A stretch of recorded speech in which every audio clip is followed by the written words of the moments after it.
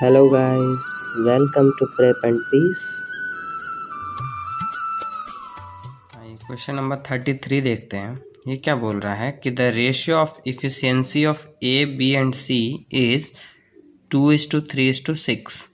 Find the ratio of the time taken by them to complete the work. अब यहाँ पे कुछ भी नहीं दिया है कि कौन कितने दिन में काम कर रहा है। वो डायरेक्टली क्या किया है कि इफिशियंसी का रेशियो दिया है, आपसे पूछ रहा है कि कितना टाइम लगेगा किसी भी काम को कंप्लीट करने में, उसका रेशियो बता दीजिए। तो सिंपल सा हम लोग एक फार्मूला हम लोग को पहले से ही जो यूज़ करते हुए आ रहे हैं टाइम एंड वर्क में, कि वर्क जो होता है वो क्या होता है, इफिशियंसी इनटू टाइम होता है। तो यहाँ से यदि हम इफिशियंसी बराबर बोले तो वो डायरेक्टली प्रोपोर्शनल हो जाएगा वर्क से, और टाइम से कैसे हो जाएगा, टाइम इस साइड आएगा तो डिवाइड में चला जाएगा, यानी इन्वर्सली प्रोपोर्शनल हो जाएगा किससे, टाइम से। तो हमको क्या दिया हुआ है, दो मेथड हम लोग देखते हैं। तो A:B:C का इफिशियंसी का रेशियो दिया हुआ है 2:3:6।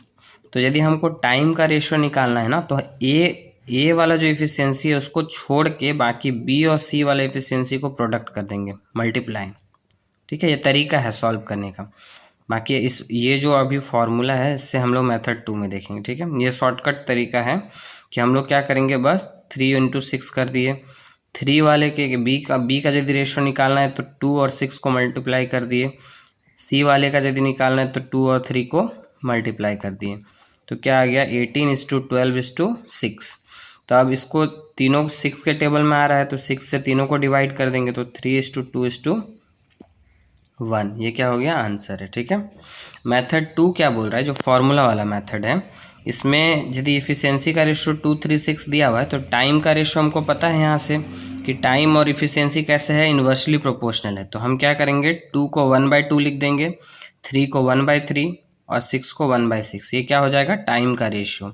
अब हम लोग रेशियो तो इसमें P/Q के फॉर्म में तो नहीं लिखेंगे ना, तो इसीलिए हमको एक होल नंबर चाहिए। तो कैसे करते थे हम लोग, इससे पहले भी कर चुके हैं बहुत सारे क्वेश्चंस में, कि हम लोग इन तीनों के एलसीएम से मल्टीप्लाई करेंगे रेशियो में। ठीक है, तो 2, 3 और 6 का एलसीएम क्या हो जाएगा, 6 हो जाएगा। तीनों में मल्टीप्लाई कर दिए, 2 3 जा 6, 3 2 जा 6 और 6 1 जा 6, 3 2 1 यहाँ से भी आ जा रहा है। ठीक है, तो अब आगे बढ़ते हैं, अगला क्वेश्चन देखते हैं। ये क्वेश्चन क्या बोल रहा है कि A is 50% more efficient than B। A क्या है, 50% ज़्यादा इफिशियंट है। सी डज, और क्या बोल रहा है आगे कि C does half of the work done by A and B together. A और बी जितना काम कर पाता है उसका आधा काम सी कर पाता है। ठीक है, if C works alone in 40 days, C जो है 40 दिन में वो काम को करता है। ठीक है, तो पूछा क्या है, in how many days can they complete the work together, whole work together. ठीक है, मतलब ए बी सी तीनों मिलके करेंगे तो कितने दिन में करेंगे। तो A:B:C का रेशियो है। अब यहाँ पे क्या हमको बताया कि A is 50% more efficient than B, तो B को हम एज्यूम कर लेते हैं तो A निकाल लेंगे। B को 100 लेट कर लिए तो यहाँ से 50% ज़्यादा यानी 1.5 से मल्टीप्लाई करेंगे तो क्या आ जाएगा, 150। A क्या हो गया, 150। और C निकालेंगे कैसे, C A और B को मिला के जितना काम होता है उसका आधा हो जाता है, तो उसका इफिशियंसी भी आधा होगा, तभी तो उतना काम कर पा रहा है ना, क्योंकि इफिशियंसी और वर्क डायरेक्टली प्रोपोर्शनल है। तो 150 और 100 ये दोनों को जोड़ दिए और हाफ कर दिए। ठीक है, तो यहाँ से क्या आ गया, 150, 100 और 125। ये सारे 25 से डिवाइड हो जाते हैं, तो 25 से डिवाइड करके रेशियो को छोटा कर लेंगे, 6:4:5।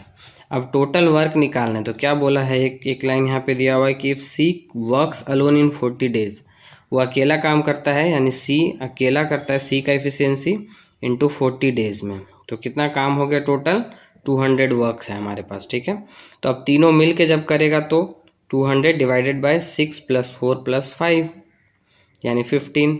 तो इससे रेशियो हमारा क्या निकल के आ जाएगा कि 40/3 डेज में हमारा काम कंप्लीट हो जाएगा। चलिए मूव करते हैं अगले क्वेश्चंस पे, जो कि है क्वेश्चन नंबर 35। ठीक है, A does half as much work as B in 3/4 of the time. मतलब B जितना काम 3/4 टाइम में करता है उसका आधा काम A कर लेता है उतने टाइम में। ठीक है, तो if together they can complete a work in 18 days, दोनों मिलके 18 दिन में करता है, then how many days B alone can complete the work. तो B अकेला कितने दिन में करेगा। ठीक है, तो A is to B। अब हम क्या मानते हैं ना कि बी एक टाइम, मतलब इसका बी का टाइम, जो बी जो टाइम लेता है किसी काम को करने में, उसको 1 मान लेते हैं, ठीक है। तो क्या बोला है कि ए हाफ एज मच वर्क, यानी आधा काम कर लेता है ए जितना बी 3/4 टाइम में करता है। तो पूरा काम कितने में करेगा, 2 से मल्टीप्लाई करेंगे। जब आधा काम 3/4 में करता है तो पूरा काम कितने में करेगा, 2 से मल्टीप्लाई करेंगे। और कितना, जितना 3/4 of the time of B, time taken by B. तो 3/4 टाइम टेकन बाय बी क्या मान लिए है, 1 मान लिए, तो 1 से इंटू कर देंगे, यहाँ पे कोई फर्क नहीं पड़ेगा। तो यहाँ से क्या हो जा रहा है हमारा, ए हो गया 3/2 और बी हो गया 1। तो ये 2 को हम लोग डायरेक्टली इस साइड ले जा सकते हैं। तो ये रेशियो क्या बन गया, टाइम का रेशियो क्या बन गया, 3:2। अब इफिशियंसी का रेशियो के लिए कुछ नहीं करना है। जब दो प्रोडक्ट के बीच में हो, 2 मैन के बीच में टाइम का रेशियो दिया हुआ हो, इफिशियंसी का रेशियो जस्ट पलट जाता है नंबर, ठीक है।